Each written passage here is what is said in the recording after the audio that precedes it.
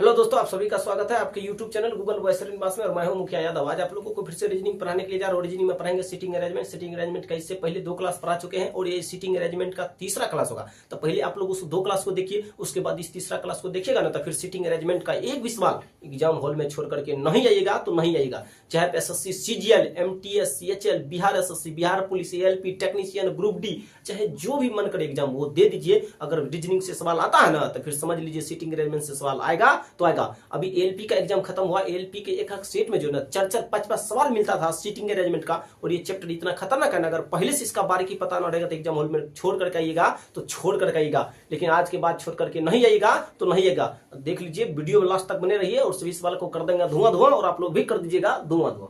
देखिए धुआं धुआं कैसे करेंगे, तो बोला कि A B C D E F G और एच केंद्र की ओर मुंह करके बैठा है। एक गोलाकार मेज की गिर्द लीजिए, बस इतना पर है, बस सवाल बनाना शुरू कर दीजिए, इससे ज्यादा नहीं। अब बताइए वृत्त में न बैठा है तो एक वृत्त बना दीजिए, कोई दिक्कत की बात नहीं है। अब बताइए छोटा वृत्त बनाया जाए क्या? इतना बड़ा वृत्त में तो गड़बड़ हो जाएगा, छोटा बना देते, कोई दिक्कत। अब वृत्त तो ठीक है ना, अब की बार तो ठीक है ना, वृत्त अब की बार ठीक है।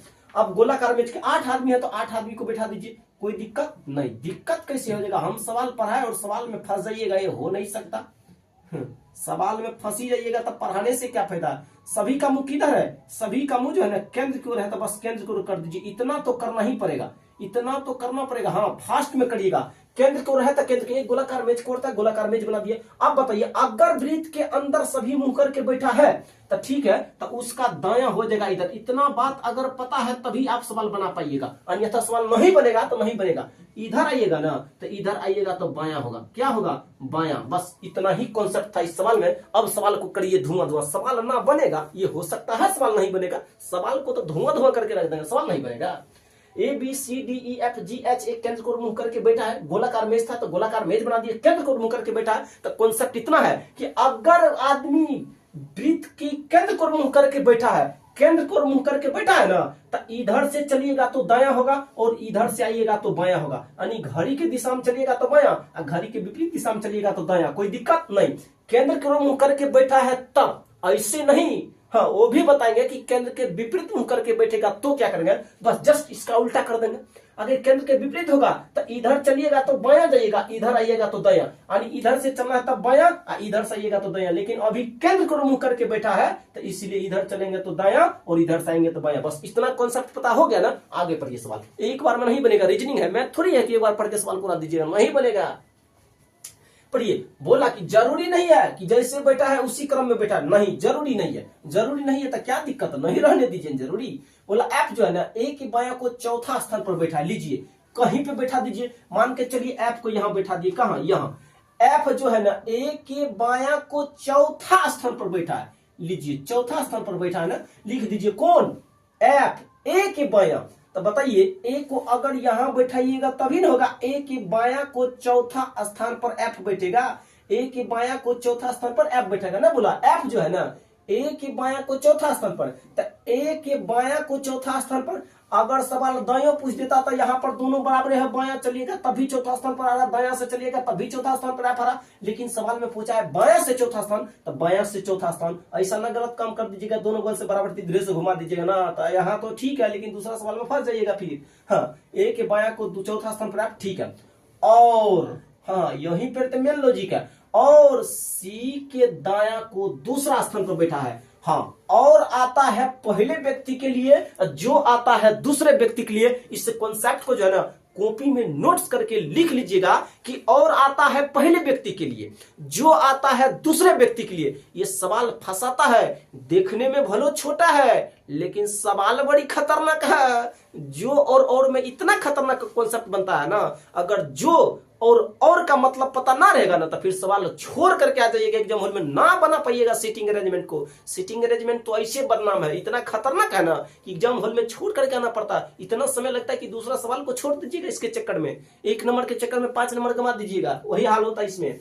और आता है पहला व्यक्ति के लिए, जो आता है दूसरा व्यक्ति के लिए। बस इस कॉन्सेप्ट को कॉपी में लिख लीजिएगा। बोला और सी के दाया को दूसरा स्थान पर, कौन स्थान पर? दूसरा स्थान पर लीजिए। सी के दाया को दूसरा स्थान पर पहला व्यक्ति के लिए और आता था, पहला तो एफ है, तो सी के जो है ना दाया को दूसरा स्थान पर, सी के दाया दूसरा स्थान पर 1 2 दूसरा स्थान पर एफ आ गया ना, आ गया।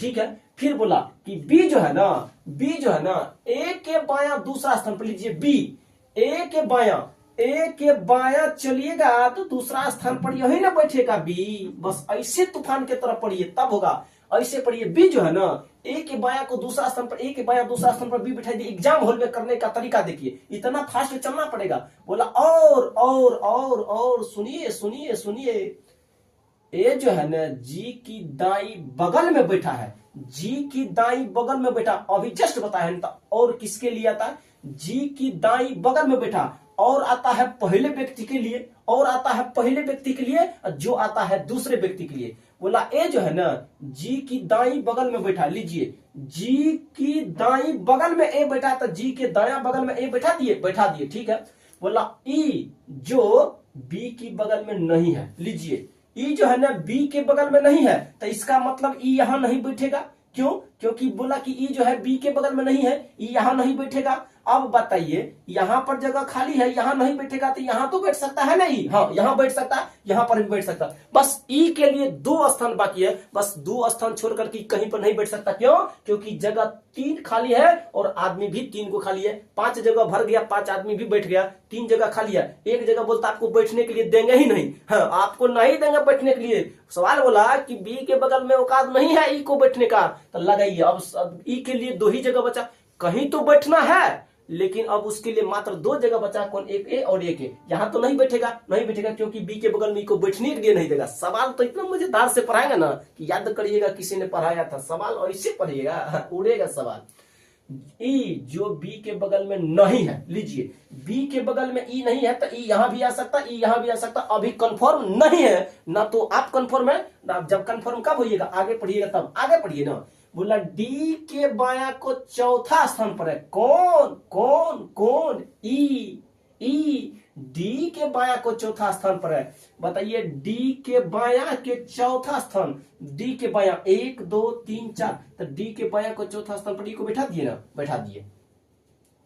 बस अब कोई दिक्कत नहीं। तो अब एगो आदमी भी बचा, एगो जगह भी बचा। आदमी कौन बचा है, देखिए ए लिख दिए है, ए लिखा गया, बी लिखा गया, सी लिखा गया, डी भी लिखा गया, डी लिखा गया, हाँ ई भी लिखा गया, ई भी लिखा गया, एफ भी लिखा गया, एफ भी लिखा गया, जी भी लिखा गया, जी हाँ एच बाकी है तो एच को यहाँ बैठा दीजिए।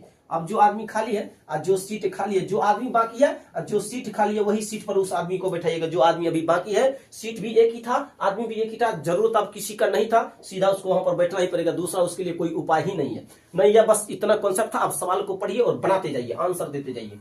बोला कि ई के दाया को दूसरा कौन है, लीजिए ई के दाया को दूसरा, तो ई के दाया को दूसरा स्थान पर एच ही है ना। ई के दाया दूसरा, तो 1 2 दूसरा स्थान पर एच बैठा है ना, एच कहां है, एच कहां है, ऑप्शन नंबर 2 में। यही आपके सवाल का जवाब हुआ। अब बोला कि एफ के दाया बगल में कौन बैठा है, एफ के दाया बगल में तो यही बैठा है ना डी। एफ के दाया बगल में डी बैठा है, तो एफ के दाया बगल में डी, ऑप्शन नंबर 1। यही आपके सवाल का जवाब हुआ। ऐसे धड़ाधड़ आंसर मारते जाइए। बोला जी के संबंध में एच का स्थान कौन सा है, लीजिए कहां है, जी को खोजिए। हाँ जी के संबंध में एच का स्थान जो है ना कौन सा है, जी के संबंध में एच का स्थान कौन है, तो जी के संबंध में एच जो है ना बाया से तो चौथा स्थान पर है, लीजिए दाया से भी चौथा स्थान पर आ गया। लीजिए जी के संबंध में एच का स्थान क्या है, एच का स्थान, तो जी के बाया से चौथा स्थान पर एच है, जी के दाया से भी चौथा स्थान पर एच है।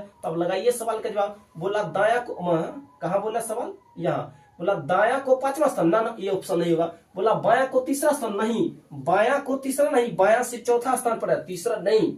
अब बोला कि दाया को तीसरा नहीं, दाया को तीसरा नहीं है, ये जो दाया है ना दाया को तीसरा नहीं है एच, दाया को चौथा है एच। फिर बोला, फिर क्या बोला सवाल में, हाँ सवाल में बोला कि बाया को तीसरा तो ना होगा, दाया को तीसरा ये भी नहीं होगा, बाया को 5वां ना होगा, बाया को चौथा, हाँ बाया को चौथा स्थान पर एच बैठा है, बाया को चौथा। सवाल का जवाब हुआ ऑप्शन नंबर 5। यही आपके सवाल का जवाब हुआ और यहीं पे आपका सवाल जो है ना समाप्त होता। और इसके बाद नेक्स्ट टाइप लेकर के आएंगे। इस टाइप का सवाल आप जो जो भी एग्जाम में पूछा जाएगा वहां बना दीजिएगा। चाहे आप टेक्स्ट बुक पर टेस्ट लगाते हैं, चाहे कोई सेट बनाते होंगे, तो जहां इस टाइप का सवाल मिले ना तुरंत उस पर वार करिए। सवाल को छोड़िए नहीं, सवाल को धुआं करके रख दीजिए, सवाल नहीं बनेगा। इतना बेहतरीन कॉन्सेप्ट पर सवाल छूट जाएगा। देखिए, अगर मेरा वीडियो पसंद आए तो Google boy Srinivas YouTube channel को सब्सक्राइब करें। अगर फेसबुक पेज पर देख रहे हैं तो मुखिया यादव फेसबुक पेज को फॉलो करिए।